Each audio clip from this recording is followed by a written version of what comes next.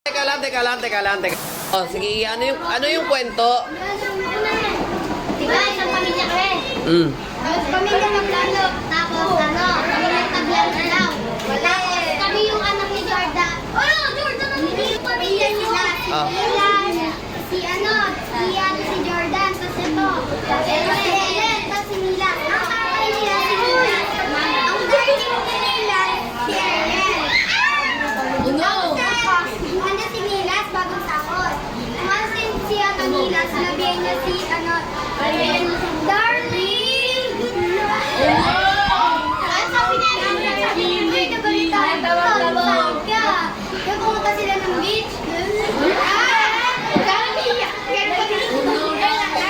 Anong ginawa nila doon? Sila pamilya.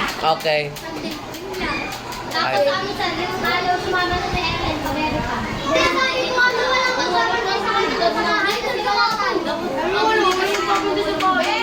Hindi ka sa kawakan, papatay na bahay. Pwede ka sa bahay. Sabi ko, kung di na sumama, walang bibigay sa kanya sa bahay. Okay, yun lang yung kwento. Okay. Sir,